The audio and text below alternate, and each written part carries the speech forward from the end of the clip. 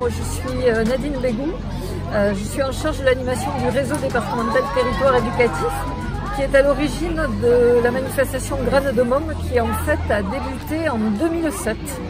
Donc ça fait quelques années maintenant. On était sur un événement à l'époque qui s'appelait Terre Attitude et qui était déjà donc un événement autour de l'éducation, l'environnement et le développement durable. Voilà, donc on a fait du chemin depuis, mais pas trop, parce que les questions restent encore importantes sur ces sujets-là.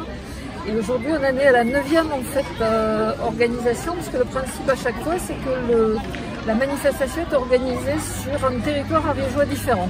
Voilà, donc elle a tourné sur 9 territoires, et aujourd'hui, donc à Saverdun qui accueille ce territoire-là. Donc le principe, c'est que les équipes locales s'emparent de l'organisation, et sachant que le réseau départemental reste présent pour accompagner l'organisation.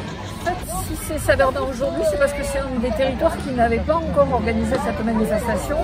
J'ai dit tout à l'heure, on est sur le réseau territoire éducatif qui réunit en fait l'ensemble des territoires ariégeois, notamment au travers de professionnels qu'on appelle les coordonnateurs politiques éducatives et qui depuis le début sont là autour de cette manifestation.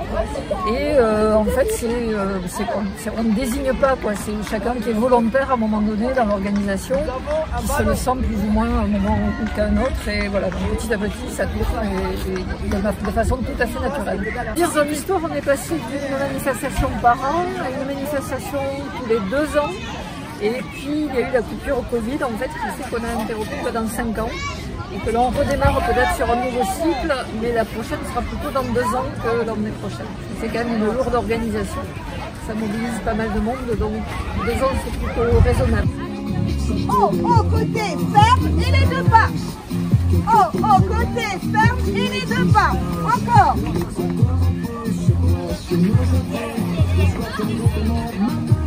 Et les filles!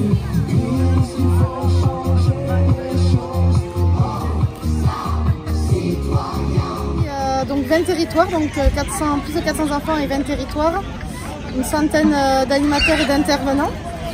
Ça demande beaucoup d'organisation en amont pour le côté pratique, savoir les besoins matériels, savoir aussi quel groupe d'enfants, de quel âge ils viennent, pour adapter les activités.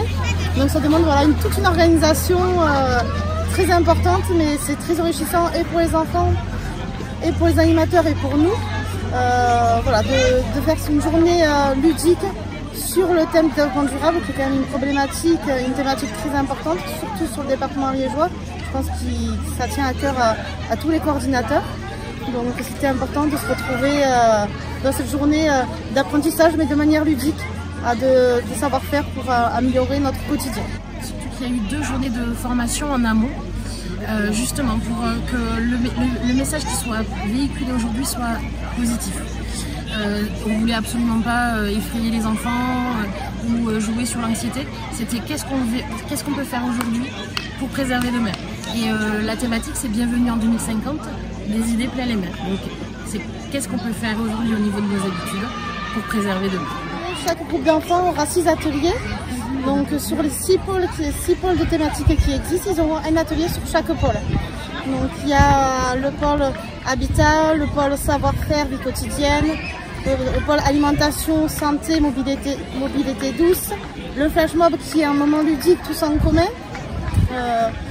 pour aussi travailler ce co-travail, de manière ludique, de se dire qu'on peut faire des choses tous ensemble et que c'est aussi magnifique. Nous avons aussi des artistes, un artiste qui est venu. On a les services de toute la ville, tous les services de la mairie sont venus soit proposer un atelier, soit nous aider. Donc c'était aussi fédérateur au niveau de la ville, pour la mairie de Saverdun.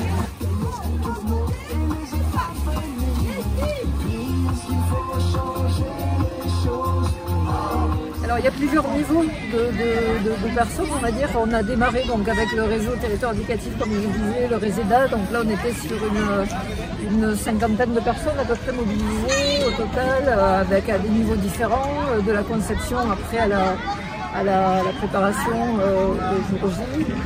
Voilà, on est à peu près sur une 50aine de personnes. Et après par contre c'est une mobilisation beaucoup plus large qui concerne le territoire qui accueille la manifestation. Donc, c'est une trentaine d'animateurs, les services techniques, le service communication, enfin à tout niveau on a eu un soutien et un appui au niveau de la mairie. Peut-être c'est qu'on a aussi un groupe de jeunes éco-délégués, ça c'est la particularité de cette édition. Donc des jeunes éco-délégués qui sont issus des établissements, des collèges donc, de Saverdun, Pamiers et de l'EREA. Et qui ont contribué donc à l'organisation de cette manifestation et qui ont pris une place spécifiquement donc, dans l'organisation du sas d'entrée qui permet de rentrer, de cheminer entre 2023 et 2050. On est en 2023, on passe en 2050 en entrant dans la manifestation. Et c'est eux qui ont conçu donc, et qui ont animé eux-mêmes cette entrée, puisque tous les enfants sont passés par le sas d'entrée. Donc les éco-délégués participent en fait à un séjour là depuis lundi.